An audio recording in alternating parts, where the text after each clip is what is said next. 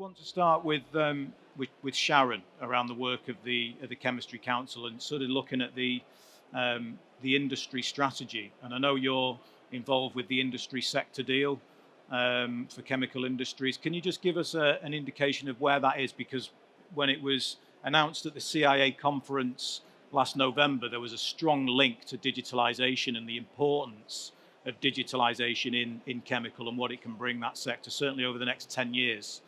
So can you just give us an update to that, please? Yeah, sure. So just before I sort of launch into that, just interested to know how many people are aware of a group called the Chemistry Council? Can I just have some hands? Okay, Chemistry Growth Partnership. Okay, a few more. So I guess this is perhaps, I'll just explain a little bit about them first, maybe, and just because it's important background. This is a group of senior industrialists, CEOs of companies from INEOS to Unilever, who have got together to really sponsor and promote, I guess, the sector, the chemistry making and using sector in the UK. And they've been working together for some time now, really forming a strategy for growth, which, if you think about that in itself, is a huge challenge because the sector is so diverse across a wide range of things, from energy to sort of agri-food as well. And that was launched in November last year, in 2008, and headed up by Steve Foots, who's the CEO of a company called Croda, and also Richard Harrington, who at the time was a senior BEIS minister. And that's now moved on to a sector deal. So the sector deals in the UK are pretty much like the one that established around the Made Smarter review. Therefore, important sectors in the UK. And this sector, the Chemistry Council, I'm sure I've got representatives in the room today, represents around about 50 billion of turnover in the UK and over 500,000 jobs, indirect and direct jobs in skilled labour. So it's an important manufacturing sector for the UK.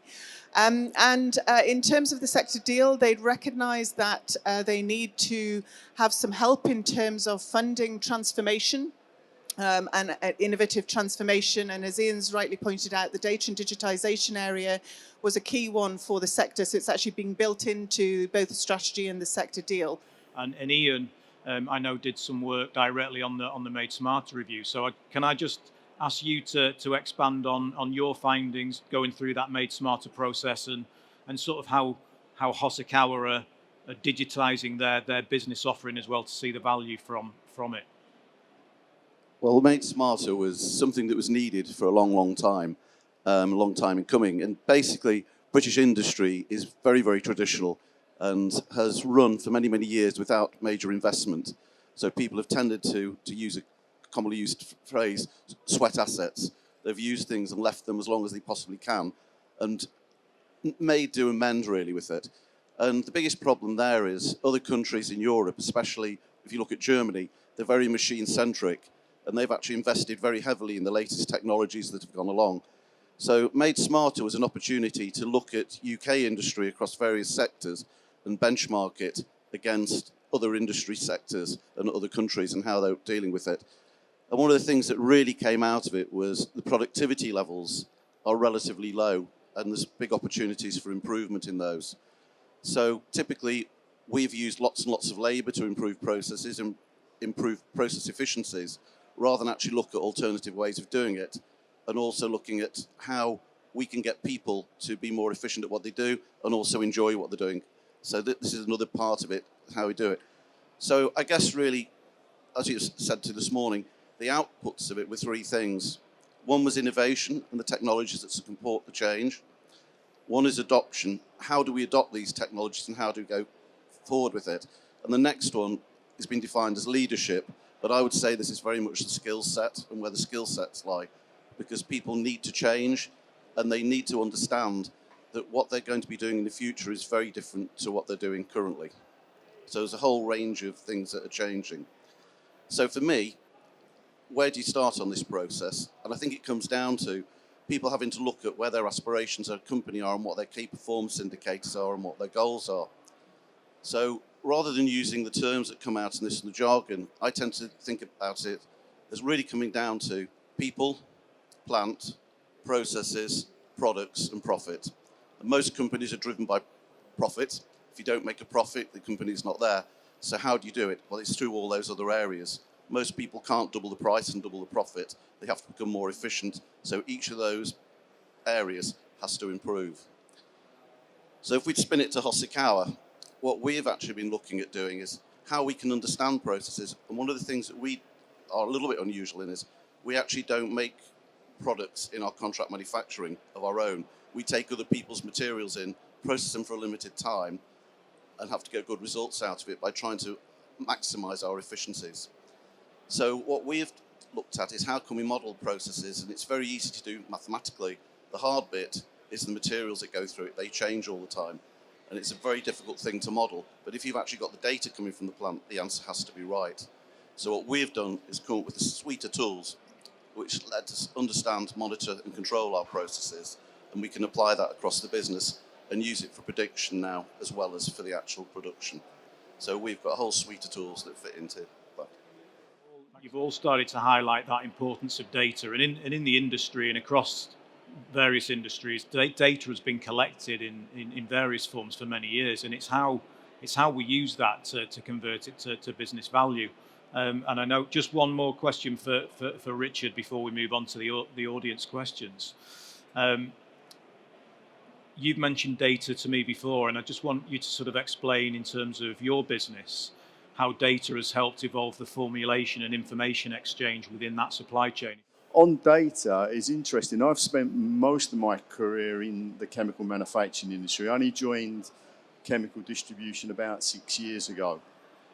And I was just amazed at the difference between dealing direct to other chemical manufacturing companies and then to the companies that are actually using chemicals. I know I've had L'Oreal and P&G as customer life, but actually when you come into the what I call tier 2, 3, 4, 5, 6, 7, 8, 9, 10, it's a different perspective of people who are using chemicals and blending them. And at the end of the day, they're mainly getting formulated products.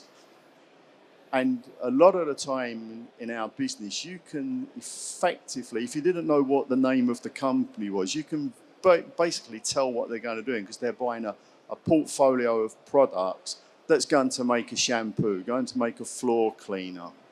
And you can just pick it out very, very quickly.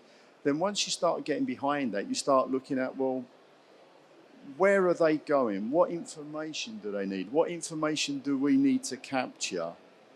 Because we're also driven by our partners, our supply chain partners, many of my big global chemical companies. They want to know about the innovation that's going on in the marketplace. The sales of what they achieve for us is good, but they're more interested a lot of the time in what's the next big trend? What's the next innovative product? How are you capturing that information? How are you feeding that back to us? And Sharon, I think Sharon mentioned big data. I'd actually come at it from a slightly different angle and say small data. There's a lot of companies out there with a lot of small data that you've got to put together to get a big picture that potentially can become big data. And in this country, and again in my customer base, we have got some very, very innovative customers who are doing things which you may not yet find in someone like a P&G or a Unilever, because innovation doesn't just happen in the big companies. Some of my partners want that information because then they can see how they can turn that into other business opportunities in other parts of the world.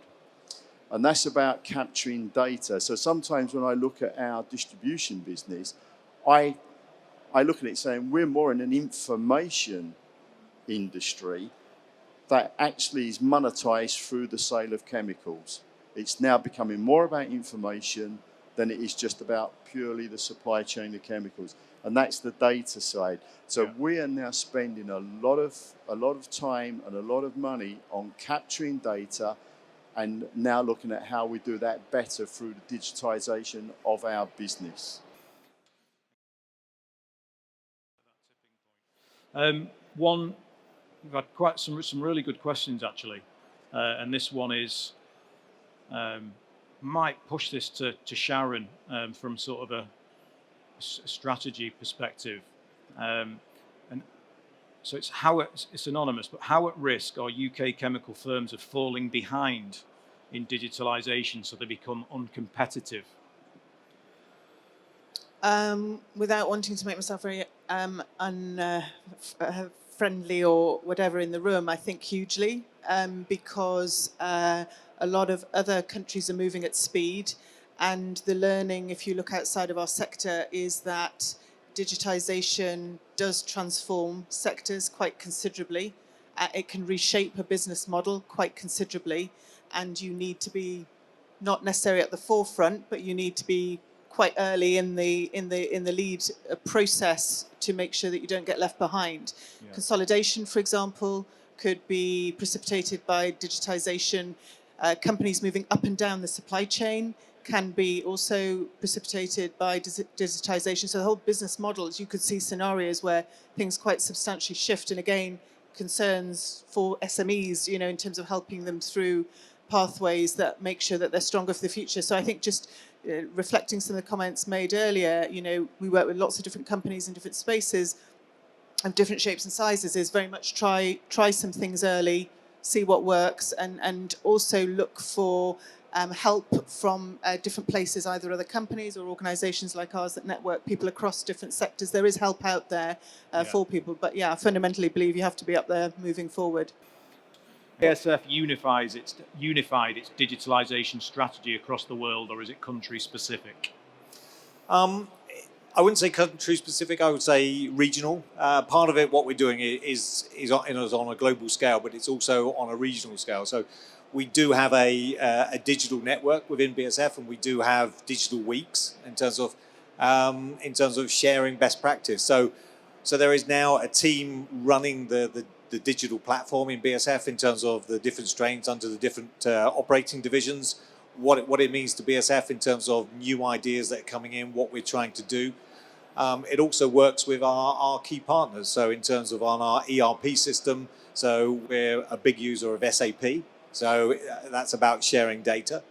Yeah. And in terms of working at the plants, not every plant is up and running on using the full digital range of tools we've got, because one is cost, how do you run it out, and it's about learning from what you're doing from plant to plant. But we do share. There is a network, a digital network, whether that's on the plant maintenance to make sure so we understand, whether that's on the business models or the innovation side. And everybody in the company is encouraged to be part of the digital. So there are digital weeks which go out. The last one was in May. And then it's publicised all over our intranet intern the company, and anyone can sign up to understand what's going on. So there's probably about 100 different projects ongoing at any one time, which you can, if you're in the company, you can look into it, you can ask the questions. I'm, for the UK, what they call the digital champion for BASF in the UK, and part of mine is to make sure people in the UK are aware what's going on in the business. In terms of sharing, we share with our customers, we share with our competitors. So part of these digital weeks, we've had the likes of a supply chain or companies like, say, Brenntag or Unilever come and talk about stories about where we've worked together and share best practice. And it's all about sharing knowledge and how we do it. So if we look along the supply chain, one of the big issues we've got is security of supply. So, and we're working on, do you use things like blockchain technology in terms of to make sure from end to end? Is that right? I'm not a blockchain expert, I don't know, but it's about in terms of exploring new ideas and in terms of making sure the data is secure. So that cybersecurity is a big issue for us. But yes, we do share information where appropriate with our key suppliers. And I suppose the biggest one is SAP for us in terms of helping us in terms of on the supply chain, the manufacturing sites, making sure that everybody has the information up to date. And it's all about data. So how do we make the chemical industry more sexy? How do we get it more attractive to the graduates and the undergraduates and the kids coming out of school? I'll start and pass the microphone on because it's a topic I've got 28 years of thinking about. I think it's an absolute must that the industry has to come together, and it has to pop its head above the parapet and represent itself as a highly innovative industry, because that's exactly what it is. This industry started on creating novel molecules and molecular design, and that is still the industry today that is there. So I think it has opportunities, but I suspect over the years we've sort of dropped our heads down below the parapet, maybe for some reasons that we all know about, but I think maybe it's time to do the opposite. I think interestingly, data and digitization presents perhaps an opportunity, and just thinking about the skills. Talking to the companies that we talk to, very few of them have seen digitization as being a skills issue, but actually more of a skills opportunity, and that's on two levels. One, they don't necessarily see a loss of jobs. You hear a lot of scaremongering about, well, I'm going to work to no workforce in my company.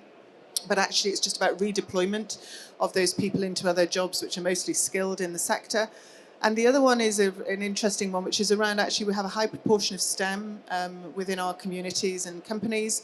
And actually, they're very well geared up for actually adopting digitization and relearning, actually, because of the core skills they already have. And that may present a real opportunity for the sector if it can move quickly and re-skill some of their workforce in the area of digitization.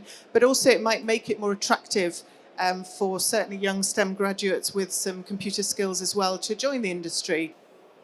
Yeah, and I'd liken it to, if you go back to the Brexit issue 3 years ago, I think the chemical industry, when it was talking to government, the government knew what the automotive industry was. They could see, they could touch a car. Same with the aerospace industry. But typically, if you talk to a minister, I think they say chemicals. They say, oh no.